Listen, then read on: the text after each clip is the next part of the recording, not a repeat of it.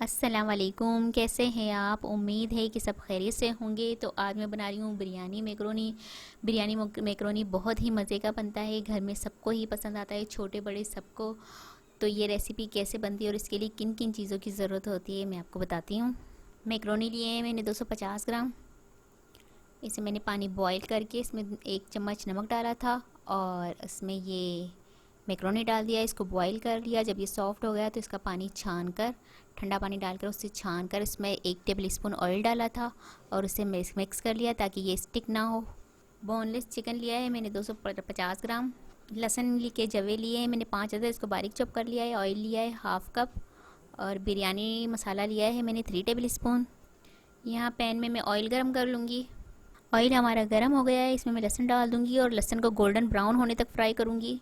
अब मैं चिकन डाल दूँगी और चिकन का कलर चेंज होने तक फ्राई करूँगी। ये देखिए, आप देख सकते हैं चिकन का कलर चेंज हो चुका है। अब इसमें मैं बिरयानी मसाला डाल दूँगी और इसे मिक्स कर लूँगी और इसे 5 मिनट तक भूनती रहूँगी।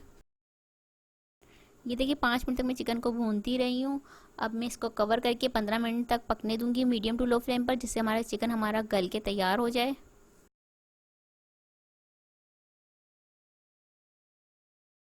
ये देखिए, 15 मिनट हो गए हैं। चिकन हमारा अच्छी तरह से गल कर तैयार हो चुका है। ये मैं आपको दिखा देती हूँ। देखिए कितनी आसानी से टूट रहा है। तो ये गल कर तैयार हो गया है चिकन हमारा। अब इसमें मैं मैक्रोनी डाल दूँगी जो मैंने बॉईल करके रखे थे और इसे मैं मिक्स कर लूँगी। ये देखिए, मैक्रोनी मैंने मसाले के साथ मिक्स कर लिया है। अब इसमें मैं डाल रही हूँ चिल्ली गार्लिक सॉस। तो ये आपके लिए ऑप्शन है। अब मैं इसे मिक्स कर लूँगी।